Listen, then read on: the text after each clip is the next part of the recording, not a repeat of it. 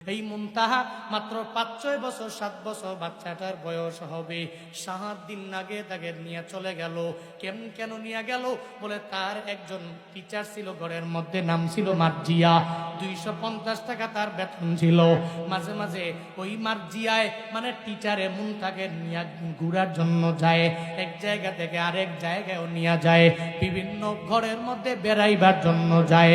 হঠাৎ করে যখন একদিন চুরি করতে যায় ধরা পড়ল, এবার মুনতাহার বাবা এই টিচার রাখা যাবে না, ঘর থেকে যখন বেরও করে দিল, মনের মধ্যে গুসা, মনের মধ্যে রাগ চলে আসলো।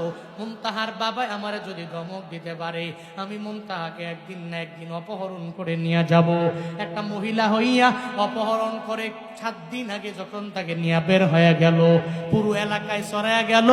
মুনতাহাকে মুনতাহার মা বাবায় পায় না। এবার মুনতাহার যখন পায় না, মা বাবাও জানায় দিল যে তাকে যদি কেউ আমার সামনে আইনা দিতে পারো, পুরস্কৃত করা হবে, তোমরা যত টাকা চাও দেওয়া হবে।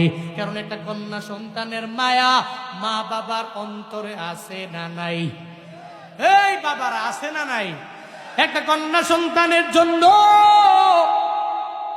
যখন আপনি বাজারে যান, বাজারের মধ্যে যাওয়ার পরে কন্যার জন্য মজা নিয়ে যান, বলে আমার কন্যার জন্য একটু মজা নিয়ে যাওয়া লাগবে। কন্যাদের প্রতি বাবারা এত পরিমাণে দুর্বল হয়ে যায়, এই ছোট্ট কন্যাটাকে হারাইয়া মা বাবা চোখের পানি ফেলায় কান্না করে। আজকে ফজরের পরে যখন আমি গাড়ির মধ্যে বসা, আমি দেখলাম রে ফেসবুকের মধ্যে নিউজ পেয়ে গেলাম, ওই মুনতাহাকে পাশের এক জায়গায় খালের মধ্যে পুঁতা হয়েছে, ওই জায়গা থেকে বের করা হয়েছে। বের হয়ে গেল, কে মুনতাহারে দুনিয়া থেকে বিদায় করে দিল? ওই মুনতাহার টিচার যে ছিল মার্জিয়া, আর ওই মার্জিয়া মর্জিনা তার মা, এই দুইজনে মিল্লা তারে অপহরণ করে নিয়ে দুনিয়া থেকে বিদায় করে দিল। মাইরা খালের মধ্যে এক পাশে নিয়ে সুন্দর করে ওখানে গেঁথে দিল। এরপরে চিন্তা ভাবনা করে, এখানে গেঁথে রাখলে হবে না। আল্লাহ কয় তুই কেমনে কেমনে দড়ি বান্দা তুই টেরো পাবি না, কেমনে তুই ধরা খেয়ে যাবা, এই চিন্তাও বান্দা তুই করতে পারবি না।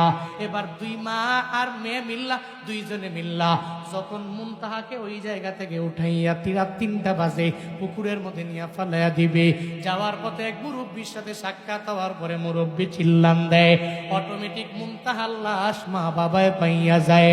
ওই মা বাবা চোখের বানি ফেলাইয়া কান্না করি, আমার কন্যা সন্তানটাকে দুনিয়া থেকে বিদায় করে নিয়ে গেল। এরা এত পরিমাণে অমানবিক হয়ে গেল, এত পরিমাণে পাষাণ হৃদয়ের অধিকারী এরা, একটা ছোট্ট কন্যা সন্তানটাকে এরা দুনিয়ার মধ্যে রাখে না।